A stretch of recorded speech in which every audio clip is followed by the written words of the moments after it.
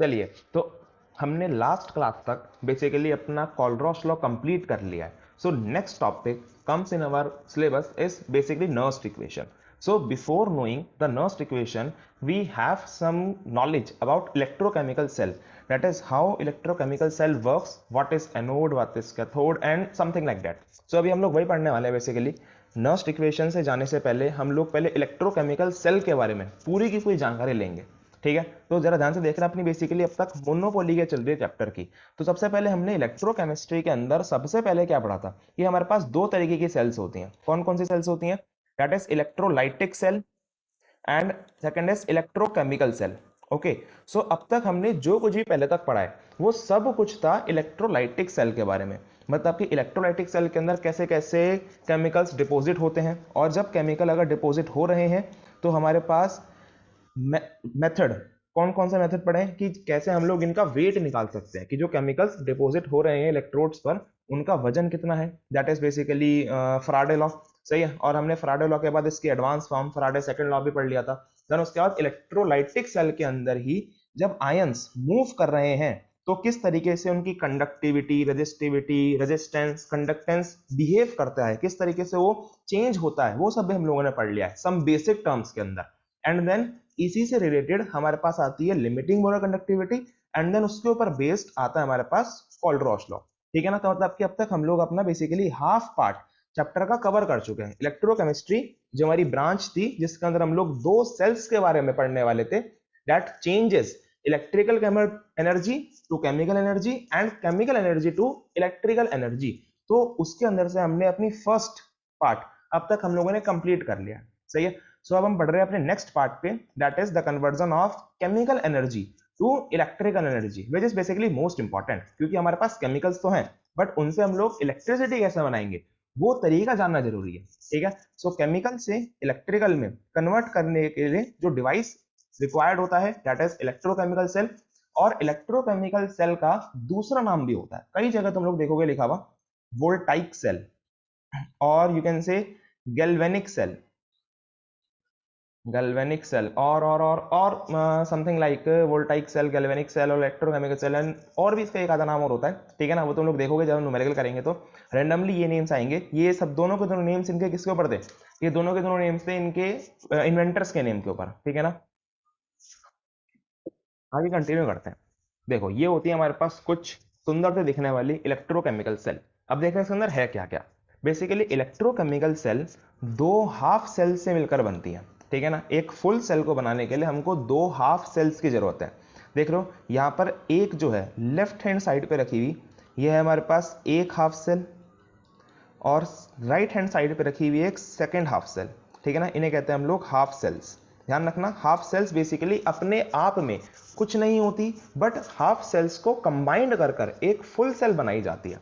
ठीक है ना, so that is half cell first, half cell second.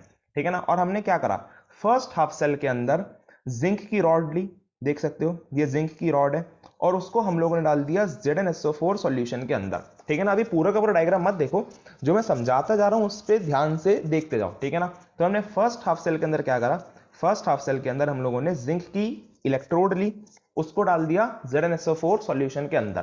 Then in second half cell हमने क्या करा, कॉपर की रॉड ली एंड फिर उसे डाल दिया हमने कॉपर सल्फेट के सॉल्यूशन के अंदर. ठीक है, देन उसके बाद हमने इन दोनों को कनेक्ट कर दिया with the help of this wire. देख रहे हो, ये वायर से हमने कनेक्ट कर दिया, और बीच में हम लोगों ने क्या लगा दिया, बीच में लगा दिया हमने एक volt meter. And then in दोनों सेल्स को आपस में कनेक्ट करने के लिए हम लोगों ने यहां पर एक यू शेप्ड इन्वर्टेड ट्यूब लगाई है, that is basically known as salt bridge. क्या कहते हैं उसे हम लोग, सॉल्ट ब्रिज कहते हैं. और ये बना हो सकता है किसी भी सॉल्ट का. ठीक है ना, क्योंकि इसका नाम है सॉल्ट ब्रिज. इसका काम भी बताऊंगा क्या काम है इसका, बट इसका जो वर्क है उसको जानने से पहले ध्यान रखना है, सॉल्ट ब्रिज बनता है बेसिकली जेली से. वो समझते हो जेली, मतलब कि जो तुम लोगों ने खाई भी होगी, जस्ट जेली टाइप. सो जो यहाँ पर हमारे पास सॉल्ट है, it is boiled in the अगर अगर सॉल्यूशन. ठीक है ना, किस में बॉइल करा जाता है, ये अगर अगर सॉल्यूशन में इसको बॉइल कराया जाता है. देन उसके बाद इन्वर्टेड यू शेप ट्यूब बना दी जाती है. अब ये सॉल्ट कोई से भी हो सकता है, इट इज आइदर AgNO3 और KCl and something like that. Okay, so ये हमारे पास पूरी की पूरी कंस्ट्रक्शन है बेसिकली किसकी, अपनी फुल सेल की. ठीक है, अब देख रहे हैं इसकी वर्किंग, इसके अंदर काम क्या क्या हुआ है. अभी एनोड कैथोड इन सब का भी ना जाओ, बताऊंगा एनोड कैथोड कैसे कैसे आएंगे. देखना वर्किंग क्या है. सो हमारे पास फर्स्ट सेल के अंदर जो लेफ्ट में रखी हुई है उसके अंदर जिंक Zn क्या करेगा, 2 इलेक्ट्रॉन निकाल देगा और बना देगा Zn प्लस प्लस। ठीक है, लेफ्ट साइड के अंदर जिंक क्या करेगा, 2 इलेक्ट्रॉन्स निकाल देगा और बना देगा Zn प्लस प्लस। अब देखना, जब इस जिंक ने 2 इलेक्ट्रॉन्स निकालकर Zn प्लस प्लस बनाया, सो इस इलेक्ट्रोड पर 2 इलेक्ट्रॉन रहेंगे और जो Zn प्लस प्लस बना है वो चला जाएगा सॉल्यूशन के अंदर। मींस कि जो यहाँ पर Zn प्लस प्लस बनेगा वो चला जाएगा तुम्हारा सॉल्यूशन के अंदर। ठीक है, अभी ध्यान रखते रहना, अभी बताऊंगा सब कुछ ये क्यों हो गया है, क्यों Zn ही अपने इलेक्ट्रॉन्स निकालेगा, कॉपर इलेक्ट्रॉन्स क्यों नहीं निकालेगा, या फिर कॉपर क्या करेगा, लेकिन अभी फिलहाल देखते रहना। तो यहाँ पर क्या करा, जिंक ने 2 इलेक्ट्रॉन्स निकाल दिए और बना दिया अपना Zn plus plus plus 2 electrons, 2 electron रहेंगे रॉड के ऊपर एंड Zn प्लस प्लस चले जाएगा सॉल्यूशन के अंदर। देन उसके बाद सेकेंड हाफ सेल के अंदर कॉपर सल्फेट CuSO4 डिसोसिएट होगा और डिसोसिएट होने के बाद बनाएगा Cu++ and SO4 double negative. Okay, then उसके बाद यहां पर जो Cu++ बना है, ठीक है ना, क्योंकि हमारे पास सॉल्ट के अंदर, यहां पर केमिकल के अंदर Cu++ है और SO4 डबल नेगेटिव है। So this Cu++ transfers to rod. ठीक है ना, रॉड पे कौन आ चुका है, रॉड पे आ चुका है Cu++। ओके, सो हमारे पास देख लो फिर से कि हमारे पास लेफ्ट हैंड साइड के अंदर हुआ क्या है, 2 इलेक्ट्रॉन्स हैं रॉड के ऊपर और राइट हैंड साइड के अंदर Cu++ है रॉड के ऊपर। देन उसके बाद होएगा क्या, again attraction, negative positive attract करेंगे तो नेगेटिव वाला जाएगा पॉजिटिव की तरफ, मतलब कि 2 इलेक्ट्रॉन्स देख रहे हो, ये रहे, एक इलेक्ट्रॉन ये रहा और एक इलेक्ट्रॉन ये रहा, 2 इलेक्ट्रॉन्स ट्रेवल करेंगे फ्रॉम लेफ्ट टू राइट। ठीक है ना, और राइट में जब ट्रेवल करके जाएंगे तो Cu++ के पास 2 इलेक्ट्रॉन्स आ गए और Cu++ जब 2 इलेक्ट्रॉन्स को गेन करेगा इट फॉर्म्स Cu, कॉपर बनाकर दे देगा तुम लोगों को। ठीक है ना, तो हमारे पास हुआ क्या, लेफ्ट टू राइट अगर इलेक्ट्रॉन्स ट्रांसफर कर रहे हैं तो करंट कहां से कहां ट्रेवल करेगा। तुमको पता है फिजिक्स के अंदर कि जिस डायरेक्शन में इलेक्ट्रॉन्स फ्लो होते हैं उसकी अपोजिट डायरेक्शन में करंट फ्लो होता है। इसका मतलब फ्रॉम दिस टू दिस हमारे पास क्या होगा, करंट फ्लो होगा।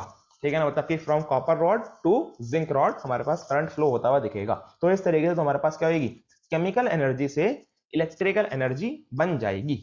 अब देखना इसके अंदर और इसकी डेप्थ में जाते हैं, थोड़ा सा डायग्राम को रखते हैं साइड में। तो देख उसके ऊपर भी कि हमने क्या क्या मिस करा है, मिस आउट जो हमने करा है, क्या वो ऐसा ही क्यों हुआ, क्यों नहीं होना चाहिए था, क्या होना चाहिए था, और वो सभी हम पढ़ेंगे। लेकिन फिलहाल देखो यहाँ पर हुआ क्या क्या है जो अब तक हम लोगों ने पढ़ा है। अपनी फर्स्ट हाफ सेल के अंदर जब जिंक ने 2 इलेक्ट्रॉन निकाल दिए, इसका मतलब क्या हुआ, यहाँ पर हुआ है ऑक्सीडेशन, क्योंकि removal of electron is known as oxidation. Then उसके बाद कॉपर सल्फेट डिसोसिएट हुआ है, so it is basically dissociation, dissociation. And then next हमारे पास Cu++ ने 2 इलेक्ट्रॉन ले लिए और बना दिया copper, it is again reduction, क्योंकि gain of electron is known as reduction. ये सब तुम लोगों को बेसिक मालूम है। ठीक है ना, तो ऑक्सीडेशन, डिसोसिएशन एंड रिडक्शन। और तुम लोगों को ये भी पता है कि जिस इलेक्ट्रोड पर ऑक्सीडेशन होता है उसे क्या कहते हैं हम लोग, उसे कहते हैं हम लोग एनोड। याद है कि नहीं है, हमने पहले पढ़ा है ये सब बातें। ठीक है ना, जिस इलेक्ट्रोड पर ऑक्सीडेशन होता है उसे कहते हैं हम लोग एनोड, बिकॉज एन ऑक्स। ठीक है ना, फंडे बताया था मैंने तुम लोगों को। देन उसके बाद जिस पे होता है रिडक्शन उसे कहते हैं हम लोग cathode, because it is red cat. Okay, so इसी वजह से यहां पर ये लिखा हुआ है कि जो यहाँ पर लेफ्ट हैंड साइड है that is oxidation takes place and it is known as anode, and right hand side हमारे पास कैथोड है जहां पर क्या हो रहा है, रिडक्शन हो रहा है। सही है, अब तुम्हारे पास कुछ ना कुछ जनरल सवाल आ रहे होंगे कि भैया ये बताओ कि जिंक ही क्यों ऑक्सीडाइज हो रहा है, कॉपर क्यों ऑक्सीडाइज नहीं हो रहा। ये रिएक्शन उल्टी भी तो चल सकती थी, इलेक्ट्रॉन्स अभी यहां से यहां ट्रेवल कर रहे हैं, ये इलेक्ट्रॉन्स उल्टे क्यों नहीं ट्रेवल कर रहे हैं। तो उसका आंसर बड़ा सिंपल सा है, जो हमारे पास जिंक है it is more electropositive. Zinc कैसा है, हमारे पास ज्यादा इलेक्ट्रोपॉजिटिव है, मतलब कि उसे मजा आता है। ठीक है ना, उसके अंदर ज्यादा इच्छाएं हैं कि वो अपना ऑक्सीडेशन करे। ये सब हम लोग पढ़ेंगे। नेक्स्ट टॉपिक है अपना बेसिक नर्स इक्वेशन के बाद इलेक्ट्रोकेमिकल सीरीज। तो उसके अंदर हम लोगों को पता चलेगा कि किसके अंदर कितना पोटेंशियल है, कौन कितना बढ़िया रिड्यूसिंग एजेंट है, कौन कितना बढ़िया ऑक्सीडाइजिंग एजेंट है। ठीक है ना, ये सब डिसाइड होता है बेसिकली इलेक्ट्रोड पोटेंशियल से। तो ध्यान रखना फिलहाल कि जिंक जो है इट इज मोर इलेक्ट्रोपॉजिटिव, इसी वजह से इसका ऑक्सीडेशन हो रहा है, and copper is more electronegative. ठीक है ना, इसी वजह से इसका क्या रिडक्शन हो रहा है। अब ये मत सोचना कि जब तुम लोग जिसे चेंज कर दोगे, मतलब कि समझो मैंने अगर यहां पर जिंक की जगह सिल्वर डाल दिया, तो मेरे पास सिनेरियो चेंज हो सकते हैं। मींस के जिंक की जगह मैंने सिल्वर की रॉड और सिल्वर का सॉल्यूशन डाल दिया, तो क्या पता सिल्वर कम इलेक्ट्रोपॉजिटिव हो, एंड ऐसा ही होता है बेसिकली। जो हमारे पास सिल्वर होता है it is less electropositive than this copper, तो उस टाइम पर ये सेल जो है ना अपोजिट वर्क करेगी, मतलब कि इलेक्ट्रॉन जाएंगे यहां से यहां और करंट जाएगा वहां से यहां, बिल्कुल इसका अपोजिट रिएक्शन चलेगी। मतलब कि स्टार्टिंग में कॉपर अपने इलेक्ट्रॉन लूज करेगा, ठीक है ना। तो इसी तरीके से हमारे पास सेल काम करती है कि जो हमारे पास इलेक्ट्रो पॉजिटिव एलिमेंट होता है it always trends to oxidise, and जो हमारे पास थोड़ा कम इलेक्ट्रो पॉजिटिव होता है वो चाहता है कि हाँ जा भाई, तेरे अंदर ज्यादा अगर इच्छा है तो तू जा ऑक्सीडाइज हो जा, मैं बाद में ऑक्सीडाइज हो जाऊंगा या फिर मैं अपने रिडक्शन कर लूंगा। ठीक है, पढ़ना समझ में आ गया कि जिंक ही क्यों ऑक्सीडाइज हुआ। देन सेकंड सवाल तो हम लोगों को आ सकता है कि हमारे पास ये जो भैया सॉल्ट ब्रिज है इसका क्या काम है। अब ध्यान से देखना इसका काम क्या है। जब तुम लोगों को पता है कि Zn++ और 2 इलेक्ट्रॉन्स यहां पर आए हैं, ठीक है ना, जिंक ने Zn++ और 2 इलेक्ट्रॉन्स बनाए हैं, तो इसका मतलब यहां पर Zn++ को नीचे कौन लेकर गया। अब ऐसा तो है नहीं Zn++ बड़ा शरीफ है कि अपने आप ही वो नीचे चला जाएगा, नहीं ऐसा नहीं होता। बेसिकली Zn++ यहां पर इस तरीके से अपनी लेयरिंग करेगा, समझ रहे हो। यहां पर क्या करता रहेगा, वो अपनी इलेक्ट्रोड के ऊपर, जिंक की इलेक्ट्रोड के ऊपर लेयरिंग करता रहेगा, ठीक है ना, Zn++ की। और इसी तरीके से यहां पर तुम लोग सोचो Cu++ तो ऊपर आ गया, ठीक है ना, Cu++ ने तो इलेक्ट्रॉन गेन कर लिए, एंड इलेक्ट्रॉन गेन करके वो कॉपर बन गया, कोई दिक्कत नहीं भाई, कॉपर की रेट कॉपर बन रहा है। बट यहां पर तुम लोग देखोगे तो it is SO4 double negative also.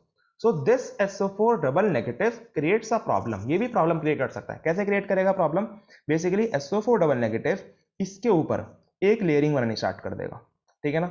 तो अपने को क्या करना है, इनको टैकल करना है। अगर तुम लोग सोचोगे कि हम लोग छोड़ देते हैं, हम लोग नहीं टैकल करेंगे, तो हमारे को सॉल्ट ब्रिज नहीं लगाना पड़ेगा, जब भी तुम लोग कर सकते हो। मतलब कि उस टाइम पर होएगा क्या, उस सिनेरियो के अंदर अगर तुमने ये सॉल्ट ब्रिज नहीं लगाया तो उसके केस के अंदर तुम्हारा जो सेल है वो कुछ ही टाइम के लिए काम करेगा, बट जैसे ये इलेक्ट्रोड्स पूरी की पूरी ढक जाएंगी या फिर तुम लोग कह सकते हो उनके पास जंग लग जाएगा, तो उस टाइम पर क्या होएगा, उस टाइम पर ये सेल अपना काम करना बंद कर देगा, ठीक है ना। तो बेसिकली इसको रिबाउंड करने के लिए, इसके काम को जारी रखने के लिए हमको सॉल्ट ब्रिज की जरूरत होती है, ठीक है ना। आप देखना सॉल्ट ब्रिज क्या करेगा, सॉल्ट ब्रिज के अंदर क्या है, सॉल्ट है, दैट इज KCl। तो KCl क्या होगा, ब्रेक होएगा, ये बनेगा K पॉजिटिव Cl नेगेटिव। अब K पॉजिटिव कहां जाएगा, ये जाएगा इसके पास, ये जो लेयरिंग बनी हुई है, ये कहेगा ना ना ना लेयरिंग ना बना, छोड़ छोड़ छोड़ लेयरिंग छोड़। तो ये करेगा लेयरिंग को यहां से हटा देगा, और लेयरिंग के साथ लेयरिंग वाला क्या था, SO4 डबल नेगेटिव, तो basically K plus SO4 double negative के साथ मिलकर बना देगा K2SO4। Okay, and this K2SO4 is deposit here, ठीक है ना, नीचे की तरफ K2SO4 क्या जाएगा, डिपोजिट हो जाएगा। और ऐसे ही यहाँ पर जो Cl नेगेटिव है, फिर से Cl नेगेटिव जाएगा और जाएगा यहाँ पे कि भाई तू उसका साथ छोड़ इलेक्ट्रोड का और मेरे साथ चल। और इसी वजह से जो Zn है वो रिएक्ट करेगा किसके साथ, Zn plus plus reacts with Cl negative और बना देगा ZnCl2, ठीक है ना, क्या बना देगा, ZnCl2। और ये जो ZnCl2 है ये यहाँ पर नीचे की तरफ इस तरीके से डिपोजिट होने लग जाएगा, ठीक है ना। और उसी वजह से हमारे पास क्या होगा, हमारी सेल्स की जो इलेक्ट्रोड्स हैं वो दोबारा से क्या हो जाएंगी, साफ हो जाएंगी, और साफ होते के साथ ही हमारा सेल दोबारा से काम करना शुरू कर देगा। सही है। तो बेसिकली सॉल्ट ब्रिज के दो मेजर रोल है। मेजर रोल क्या क्या है, सबसे पहला रोल जो तुमको दिख रहा है कि दो सेल्स को कनेक्ट करने का काम करता है, ठीक है ना, ऐसे एक कनेक्शन की तरह भी काम करता है ब्रिज, इसी वजह से ब्रिज है, ठीक है ना, जो दो छोर को कनेक्ट करता है, ठीक है ना, दो साइड से कनेक्ट करता है, it is bridge. And then दूसरा काम क्या है कि हमारी सेल की लाइफ को बढ़ा देता है, ये सेल को साफ करता रहता है, इलेक्ट्रोड्स को क्लीन अप करने का काम भी करता है, ठीक है। तो इतनी बात हमको समझ में आ चुकी होगी। और इसके अंदर हाँ एक क्वेश्चन और तुम्हारे दिमाग में आ सकता है कि भैया ये बताओ कि अभी तो यहाँ पर बेसिकली क्वेश्चन आगे आएगा, देखना आगे मैं बताता हूँ सर हो गया, तो इतना तुम लोगों को अब तक क्लियर होगा, ठीक है। अब आगे देखना आगे, अब तुम लोग क्या होगी कि भैया हम तो वोल्ट मीटर नहीं लगा रहे, ठीक है ना। अब हर जगह हर किसी के पास वोल्ट मीटर नहीं होता, हमारा वोल्ट मीटर हो गया खराब, तो अब हम लोग कैसे निकालेंगे पोटेंशियल, ठीक है ना, क्या निकाला तुमको, पोटेंशियल। तो पोटेंशियल को इसकी लैंग्वेज में कहते हैं हम लोग इलेक्ट्रोड पोटेंशियल, क्या कहते हैं, इलेक्ट्रोड पोटेंशियल। बिकॉज हमारे पास क्या है, केमिस्ट्री के अंदर इलेक्ट्रोड्स लगी हुई है, इलेक्ट्रोड्स की वजह से तो इन जिंक और कॉपर इलेक्ट्रोड की वजह से तो बेसिकली पोटेंशियल बन रहा है। तो यहां पर हम लोग वोल्ट मीटर में जो रीडिंग आती है उसे पोटेंशियल ना कहकर क्या कहते हैं, इलेक्ट्रोड पोटेंशियल, जिसे हम लोग डिनोट करते हैं ई सेल से, देख रहे हो, ई सेल, समझ में आ रहा है, मतलब कि electrode potential of this particular cell. So E cell की वैल्यू हम लोग अब कैसे निकाल सकते हैं, अब जरा उसको देखते हैं, ई सेल की वैल्यू हम लोग कैसे कैलकुलेट कर सकते हैं। बड़ा सिंपल है कैलकुलेट करना। तुम लोगों बेसिक तुम लोग पढ़ चुके हो बेसिकली, देखना ध्यान से। सो ई सेल निकालने के लिए तुमको क्या पता होना चाहिए, अब खुद सोचना। अगर हमारे पास करंट यहां से यहां फ्लो हो रहा है, ठीक है ना, करंट यहां से यहां फ्लो हो रहा है, तो मतलब कि पोटेंशियल किसका ज्यादा होगा। अब तुम लोग को ये टर्म तो बेसिकली पता होगी, पोटेंशियल डिफरेंस क्या होता है, पोटेंशियल क्या होता है, इनमें अंतर क्या होता है। अगर तुम लोग को ये भी नहीं पता तो फिर नीचे कमेंट कर देना, तुम लोगों को नेक्स्ट वीडियो में समझा दूंगी पोटेंशियल क्या होता है, पोटेंशियल डिफरेंस क्या होता है, ईएमएफ क्या होता है, इन सब में अंतर क्या होता है। लेकिन मैं मान के चलो तुम्हें ये सब कुछ पता है, ठीक है ना। तो मैं यहाँ पे निकालूं बेसिकली पोटेंशियल डिफरेंस। तो अगर करंट यहां से यहां मतलब कि कॉपर से जिंक की तरफ ट्रेवल कर रहा है, तो किसका पोटेंशियल हाई होगा। ऑफ कोर्स कॉपर का पोटेंशियल हाई होगा। तो इधर की तरफ हमारे पास है हाई पोटेंशियल, इधर की तरफ है हमारे पास low potential. Okay, because current always flows from high to low potential. अब ये तो बेसिक था, पता होगा तुम लोगों को, मतलब कि जो कोई भी चीज अगर फ्लो करती है, करंट ही नहीं, कुछ भी चीज अगर फ्लो कर रही है तो वो हमेशा हाई टू लो ही करती है। अब खुद सोच के देखो, सपोज करो ये तुम्हारे पास क्या है, ये तुम्हारे पास झूला है, जो बचपन में होता था ना, यहां से चढ़ के आते थे ऊपर की तरफ, एंड देन उसके बाद यहां पर बैठते थे, और यहां पर बैठने के बाद तुम लोग नीचे की तरफ स्लाइड करते हुए जाया करते थे, ठीक है ना। अब तुम लोग खुद सोचो, जब तुम यहां से यहां जा रहे हो, ठीक है ना, एक बच्चा जो है वो यहां से यहां जा रहा है, ऊपर से नीचे जा रहा है, बट कुछ खुराफाती बालक क्या होते हैं, या नीचे से ऊपर जाते हैं। अब खुद सोचो तुम किसे कहोगे कि ये फ्लो कर रहा है। सिंपल सी बात है, जो ऊपर से नीचे की तरफ आ रहा है उसे क्या होगे कि ये क्या कर रहा है, फ्लो कर रहा है, क्योंकि इसको कोई एनर्जी नहीं लगानी पड़ रही, ठीक है ना। फ्लो करने के अंदर कोई एनर्जी नहीं लगानी पड़ती, ग्रेविटेशनल एनर्जी अपने आप काम करती है। बट नीचे से जो ऊपर जा रहा है उसको क्या करनी पड़ेगी, एक्स्ट्रा एनर्जी लगानी पड़ेगी, मेहनत करनी पड़ेगी। तो तुम क्या कहोगे कि क्या ये फ्लो कर रहा है, नहीं, ऑफकोर्स नहीं कहोगे, ठीक है ना। सो हमारे पास ध्यान रखना कि करंट हमेशा फ्लो करता है हाई टू लो के अंदर, और कोई भी चीज फ्लो करती है हमेशा हाई टू लो के अंदर। तो इसका मतलब अगर तुम लोग यहाँ पे लिखना चाहो तो लिख सकते हो कि E cell is equals to E of cathode, क्योंकि हमारे पास क्या है, कैथोड से कैथोड पे हाई है एंड एनोड पे लो है। So E cell is equals to E cathode minus E anode, simple. और तुम लोग क्या लिख सकते हो, और लिख सकते हो तुम लोग ई कैथोड पे क्या होता है, कैथोड पे होता है रिडक्शन, सो ई रिडक्शन माइनस ई ऑक्सीडेशन। ओके, और क्या लिख सकते हो तुम लोग, और लिख सकते हो तुम लोग ई राइट माइनस लेफ्ट लिख सकते हो, बिल्कुल, क्योंकि ई राइट, क्योंकि जो सेल हमारे पास राइट में रखी हुई है माइनस जो सेल लेफ्ट में रखी हुई है, ठीक है ना। अब तुम लोग सोचोगे भाई अगर हमने उल्टा कर दिया तो क्या होएगा, तो क्या सेल काम करनी बंद हो जाएगी, नहीं, ऐसा नहीं होगा। बट उस टाइम पर फॉर्मूला गलत हो जाएगा। क्यों, क्योंकि केमिस्ट्री में कुछ कन्वेंशन है। अब कन्वेंशन क्या होते हैं, कन्वेंशन होते हैं फिक्स्ड चीजें, कि कन्वेंशन ये है कि हमारे पास अगर तुम लोग इलेक्ट्रोकेमिकल सेल बना रहे हो, तो इलेक्ट्रोकेमिकल सेल बनाते हो तुम लोग ध्यान रखोगे अपने आप ही कि लेफ्ट साइड पे हमेशा ऑलवेज ऑक्सीडेशन ही होना है और राइट साइड पे हमेशा रिडक्शन होना है। अब ये मत सोचना अगर तुम इसका उल्टा कर दोगे तो सेल काम करनी बंद कर जाएगी, नहीं, इन दोनों सेल को स्वैप कर दो, ठीक है ना, यहां से यहां बदल दो, यहां से यहां बदल दो, जब भी सेल काम करती रहेगी। तो बस ये कन्वेंशन है, ठीक है ना। और इसी कन्वेंशन को अगर तुम लोग याद रखना चाहो तो याद रख सकते हो। एक छोटा सा एक फंडा है, that is loan, LOAN, loan, left oxidation anode negative, ठीक है ना, लेफ्ट ऑक्सीडेशन एनोड नेगेटिव। कि लेफ्ट में क्या हो रहा है, देख लो लेफ्ट में क्या हो रहा है, ऑक्सीडेशन हो रहा है, एंड ये क्या है, एनोड है, बिकॉज ऑक्सीडेशन हो रहा है, और ये कैसी है, नेगेटिव है। अरे हाँ, ये नेगेटिव कैसे आई, ये नेगेटिव इसलिए आई क्योंकि इसके पास क्या थे, इसके पास थे दो दो इलेक्ट्रॉन्स, तो दो इलेक्ट्रॉन्स होने की वजह से ये कैसी बन गई, ये बन गई नेगेटिव, ठीक है ना। और यहां पर क्या थे, राइट में Cu++, अब Cu++ मतलब कि पॉजिटिव, तो मतलब कि यहां पर देख रहे हो, मैंने तुम्हें स्टार्टिंग में ही बताया था कि इलेक्ट्रोलाइटिक सेल के अंदर कैथोड नेगेटिव होती है, एनोड पॉजिटिव होती है, चैप्टर के स्टार्टिंग में याद करो। बट इलेक्ट्रोकेमिकल सेल के अंदर ये अपोजिट हो जाता है। अपोजिट देख रहे हो क्यों हो रहा है, बिकॉज जब भी मैंने तुम्हें बताया कि तुमने बचपन में बस रट रखा है कि हमारे पास एनोड नेगेटिव कैथोड पॉजिटिव, नहीं, ऐसा हमेशा नहीं होता है। इलेक्ट्रोलाइटिक में उल्टा होता है, इलेक्ट्रोकेमिकल में उल्टा होता है, और उसका फंडा सिंपल सा होता है, जिस टाइम पर जो चीज है वो है। जैसे यहां पर देखो, एनोड इस टाइम पर नेगेटिव है, क्यों है, क्योंकि यहां पर दो इलेक्ट्रॉन्स हैं जो इसको नेगेटिवली चार्ज बना रहे हैं, और कैथोड यहां पर क्या है, पॉजिटिव है। ऐसा क्यों है, क्योंकि यहां पर Cu++ है जो इसको पॉजिटिवली चार्ज बना रहा है। सही है, इतनी सी बात तुमको समझ में आ गई होगी। ये लोन वाला फंडा इंपॉर्टेंट डालकर अपनी कॉपी में लिख लीजिएगा, सही है ना। तो ई राइट माइनस ई लेफ्ट, इतना तुम लोगों को समझ में आ चुका होगा। बट लास्ट पॉइंट एक और है उन बच्चों के लिए जो बच्चों को कुछ नहीं समझ में आया। वो कहेंगे भैया इतना दिमाग कहाँ लगेगा, कैथोड पता लगाएंगे, एनोड पता लगाएंगे, फिर माइनस करेंगे, नहीं नहीं नहीं भैया, कोई सरल तरीका बताओ, आसान तरीका। तो भैया आसान तरीका ये है ई हाई माइनस ई लो, ई हाई माइनस ई लो। कहने का मतलब बड़े वाले में से छोटे वाला माइनस कर दीजिए, खत्म बात। वही तो भाई साहब तुम लोग करते हुए आ रहे हो कि अगर करंट फ्लो हो रहा है, खुद सोच के देखो, अगर करंट फ्लो हो रहा है तो कहां से कहां तक फ्लो होएगा, हाई से लेकर लो तक फ्लो होएगा। तो सिंपल सी बात है, तो ई हाई माइनस ई लो, बड़े वाले को लो, छोटे वाले में से माइनस कर दो। अब कहने का मतलब क्या है कि ई सेल जो हमारे पास रिजल्टेंट होता है इस वोल्ट मीटर में, वो हमेशा कैसा आना चाहिए, हमेशा आना चाहिए पॉजिटिव। अब ये बात ध्यान रखना भैया कि अगर तुम्हारा ई सेल नेगेटिव हो गया तो उस टाइम पर तुम्हारी सेल काम करना बंद कर देगी। सही है, इस पॉइंट को नोट कर लो कि E cell is always positive, हमेशा कैसा रहना चाहिए, वो पॉजिटिव रहना चाहिए टू प्रोड्यूस करंट। ठीक है ना, वो बात अलग है अगर किसी को चाहे, हमें ना चाहिए करंट वरंट, ठीक है ना, लेकिन अगर तुमको करंट चाहिए तो करंट प्रोड्यूस करने के लिए तुम्हारे पास ई सेल का पॉजिटिव रहना जरूरी है। लेकिन इन केस अगर ई सेल क्या हो चुका है, नेगेटिव हो चुका है, तो क्या होएगा उस टाइम पर, उस टाइम पर हमारे पास no current will be produce. ठीक है ना, कोई भी करंट प्रोड्यूस नहीं होगा। उस टाइम पर समझ जाना कि तुम्हारी इलेक्ट्रोलाइटिक सेल ने काम करना बंद कर दिया है और वो बन चुकी है उल्टा बोल दिया मैंने, तुम्हारी इलेक्ट्रोकेमिकल सेल ने काम करना बंद कर दिया है और वो बन चुकी है electrolytic cell.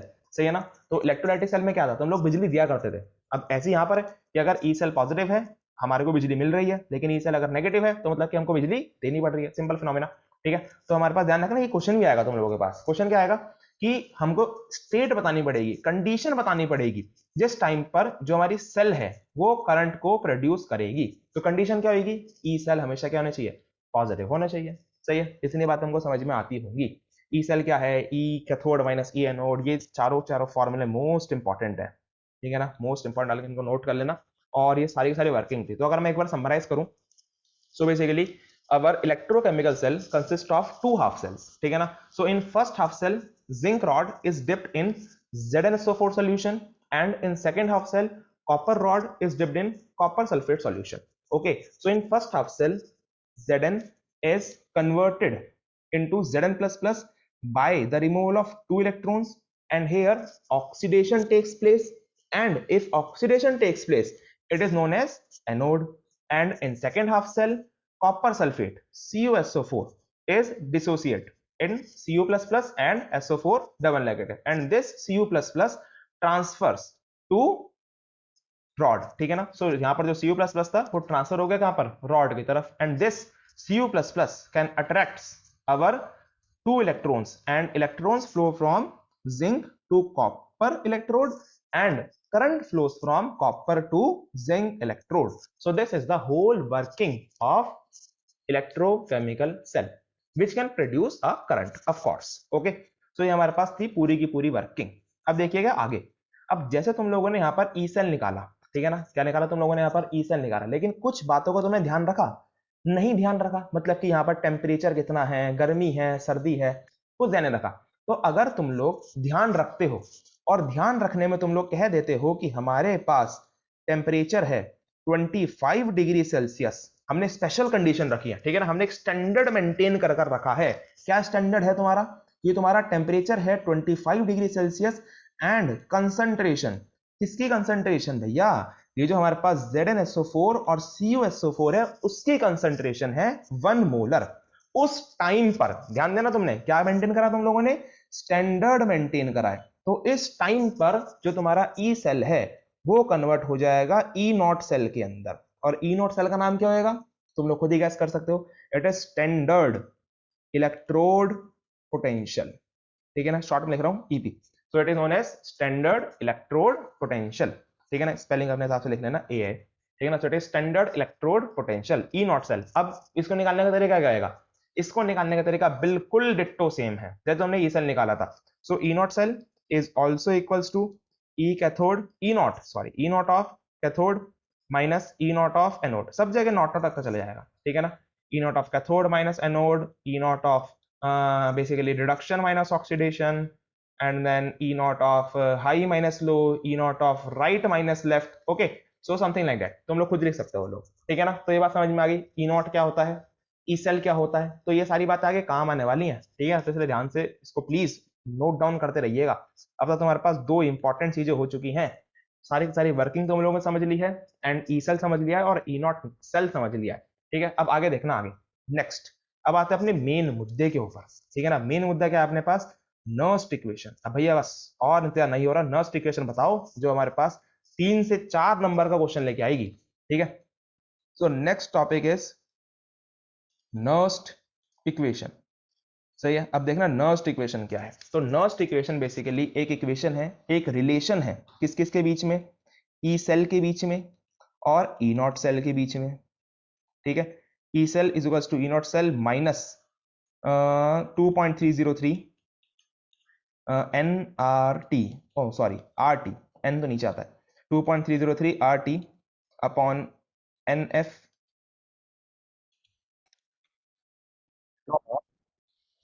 Oxidised upon reduced. अब देखना इसके अंदर एक एक चीज को खोल खोल कर मैं तुमको बताता हूं। तो ई सेल तुम लोगों को पता है electrode potential, E not cell तुम लोगों को पता है स्टैंडर्ड इलेक्ट्रोड पोटेंशियल, ये बताने की जरूरत नहीं है। ठीक है ना, अब उसके बाद 2.303 is a constant and R is again a constant. नाम क्या है इसका? Gas constant. और इसकी वैल्यू कितनी होती है? इसकी वैल्यू होती है 8.314। Okay, so R is gas constant and F जाना पहचाना तुम्हारा Faraday constant 96500 again. And temperature, temperature according to question vary कर सकता है, लेकिन मोस्ट ऑफ द टाइम तुम्हारे पास most of the time temperature लिया जाएगा 25 डिग्री सेल्सियस। और you can say in chemistry Celsius नहीं लगाते हम लोग, लगाते हैं absolute temperature, so it is 298 kelvin temperature. Okay, and what is this? Oxidation upon reduction, it is basically concentration. ठीक है ना, जो हमारे पास ये होता है ना स्क्वायर ब्रैकेट, तो इन स्क्वायर ब्रैकेट का मतलब होता है एक्टिव मास। एक्टिव मास तुम लोगों को याद आ रहा होगा चैप्टर इक्विलिब्रियम, गुल्डबर्ग एंड वागे। तो गुल्डबर्ग एंड वागे का बेसिकली एक कंसेप्ट था, एक लॉ था एक्टिव मास से रिलेटेड। अब जिन लोगों को ये नहीं पता तो लोग इस एक्टिव मास को कह सकते हो इट इज कंसंट्रेशन बेसिकली। जहां पर भी तुम लोग देखोगे ऐसे square brackets, it is basically concentration. Okay, so यहां पर है ऑक्सीडाइज अपॉन रिड्यूस, मतलब कि जो सॉल्ट हमारे पास ऑक्सीडाइज हो रहा है उसकी कंसंट्रेशन। और अगर मैं तुमको रिलेट करके बताऊं पहले वाले से, कि हमारे पास यहाँ पे ऑक्सीडेशन किसका हो रहा था? जिंक का। रिडक्शन किसका हो रहा था? CuSO4 कॉपर वाले का। तो इसका मतलब अब देखो यहां पर भी देखो दो चीज है, हमारे पास जिंक का रिडक्शन तो हो रहा था लेकिन, ओ सॉरी ऑक्सीडेशन हो रहा था, लेकिन हमारे पास जो कंसंट्रेशन चेंज होगी वो होगी आयंस की। This ion Zn plus plus, this ion Cu plus plus, मतलब कि यहाँ पर हर एक चीज आयंस के अंदर चलती है इसके अंदर, सेल के अंदर, because it is cell basically. ठीक है ना, सो हमारे पास जो ऑक्सीडेशन है, अगर मैं तुमको याद दिलाऊं तो यहाँ पर आएगी जिंक प्लस प्लस की कंसेंट्रेशन, एंड जो रिडक्शन है यहाँ पर आएगी Cu प्लस प्लस की कंसेंट्रेशन। ओके, सो ये बेसिकली होगा पूरा का पूरा कंसेंट्रेशन का हिसाब। या फिर तुम लोग कह सकते हो कि कंसेंट्रेशन किसी भी लगाना चाहो उसकी कंसेंट्रेशन लगा सकते हो। और लेकिन उस टाइम पर क्या करना, जैसे समझो कि ऑक्सीडेशन किसका हुआ है? ऑक्सीडेशन हुआ है जिंक का, और बना दी Zn प्लस प्लस। ठीक है ना, तुम लोग कहोगे भैया हम तो पूरी कंसेंट्रेशन लेंगे, तो ले लो भाई, जिंक की कंसेंट्रेशन नेटिव स्टेट में वैसे भी 1 होती है। ठीक है ना, तो इसकी कंसेंट्रेशन रहेगी 1, और Zn प्लस प्लस की जो चेंज हुई है वो क्वेश्चन में तुमको गिवन ही होगी। ठीक है ना, तो इससे कंफ्यूज मत होना। अगर कंफ्यूज हो रहे हो तो दिक्कत मत लेना, क्योंकि क्वेश्चन हम लोग अभी करने वाले हैं, तो काफी क्वेश्चन करेंगे इसके ऊपर हम लोग बेस्ड। ठीक है, लेकिन लेकिन अगर किसी बच्चे को याद करने में थोड़ी हेक्टिक लग रही है तो दिक्कत ना लो, असली नॉस्ट इक्वेशन ये नहीं है, मतलब कि असली ये है लेकिन हम लोग जो इस्तेमाल करेंगे वो कोई और है। That is this basically. So E cell is equals to E not cell minus 0.0591। जब तुम्हें सारी वैल्यूज रख दोगे, आर की वैल्यू, टी की वैल्यू, एफ की वैल्यू, ओ एन तो बताया नहीं, एन क्या है बताऊंगा, चलो अभी एन। सो अपॉन में N log oxidised over reduced. Okay, so log oxidised upon reduce, so here is N. अब एन क्या है यहाँ पर भैया? एन होता है electrons, that is number of electron, कि कितने इलेक्ट्रॉन्स एक सेल के अंदर आवन जावन कर रहे हैं। अब तुम लोग भैया इलेक्ट्रॉन्स बोले तो समझे नहीं, अरे भाई साहब ये जो इलेक्ट्रॉन्स है ना जो गए हैं, ये 2 इलेक्ट्रॉन, केवल इसी सेल के अंदर 2 इलेक्ट्रॉन गए हैं। कई कई सेल्स ऐसी होती है इनके अंदर 1 इलेक्ट्रॉन भी जाता है, और किसी किसी के अंदर 6 इलेक्ट्रॉन्स भी ट्रेवल करते हैं। ठीक है ना, तो बेसिकली इलेक्ट्रॉन्स, अगर तुम लोग केमिकल बदल दोगे तो इलेक्ट्रॉन्स बदल जाएंगे, और उसके हिसाब से अपनी सेल की वर्किंग भी थोड़ी बदल जाएगी। ठीक है ना, रिएक्शंस चेंज हो जाएंगी। तो इसलिए ध्यान रखना इलेक्ट्रॉन्स जो है वो मेजर रोल प्ले करते हैं करंट के अंदर, क्योंकि ऑफ कोर्स जिस डायरेक्शन में इलेक्ट्रॉन्स फ्लो करेंगे उसकी उल्टी डायरेक्शन में करंट फ्लो करेगा, और जितने ज्यादा इलेक्ट्रॉन्स फ्लो करेंगे उतनी ही ज्यादा करंट फ्लो होगा। सही है, तो यहां पर जो एन है it is number of electrons, वो तुम लोगों को देख के पता चल जाना है। कैसे पता चल जाना है देख के? चार्ज देखकर पता चल जाना है, क्योंकि अगर तुम लोग खुद देखोगे तो this is basically something like plus plus. तो अगर प्लस प्लस आया है तो प्लस प्लस क्यों आया है? क्योंकि इसने 2 इलेक्ट्रॉन्स निकाले हैं। यहां से प्लस प्लस गया है, क्यों गया है? क्योंकि इसने 2 इलेक्ट्रॉन ले लिए हैं। तो चार्ज को देखकर भी तुम लोग इलेक्ट्रॉन्स पता लगा सकते हो, और हम लोग ऐसे ही पता लगाते हैं, ठीक है ना। So number of electrons basically किसके बराबर होते हैं? ये होते हैं बराबर चार्ज के। ओके, सो तुम लोग लिख सकते हो it is equals to, wait a second, okay, charge. Okay, so ये है हमारे पास पूरा का पूरा ढांचा किसका? नर्स्ट इक्वेशन का। अभी दिक्कत ना लो जिन लोगों को कंफ्यूजन है, जब हम लोग क्वेश्चन लगाएंगे तो क्वेश्चन लगाते लगाते काफी चीजें क्लियर होंगी, ठीक है ना। सो बस आज के लिए इतना ही इस वीडियो के अंदर। आई होप तुम लोगों ने सारी की सारी बेसिक टर्म्स नोट कर ली होंगी, और नेक्स्ट क्लास से पहले एक बार इन सारी की सारी टर्म्स को याद कर लेना, दिमाग में बिठा लेना। मैं ये नहीं कह रहा कि हाँ रटनी है, याद हो जाएंगी अपने आप चीजें जब तुम लोग बहुत सारे क्वेश्चन लगाओगे, बट कंसेप्ट जो है वो क्लियर होना चाहिए, ठीक है ना। आप तुम लोगों को ये पता होना चाहिए रिडक्शन क्या होता है, ऑक्सीडेशन क्या होता है, एनोड कौन सी है, कैथोड कौन सी है, कन्वेंशन क्या है, ठीक है ना। ये सब बातें जो हम पढ़ चुके हैं ये सब आगे काम में आएंगी। और ये फॉर्मूला दिस वन कि ई सेल निकालने का, ई नॉट सेल निकालने का, ई cathode minus E anode, reduction minus ई ऑक्सीडेशन, ठीक है ना। सो ये सब तुम लोग एक बार रिवाइज कर लेना नेक्स्ट क्लास से पहले। तो चलिए नेक्स्ट क्लास में हम लोग करेंगे basically numericals. Okay, so till then bye.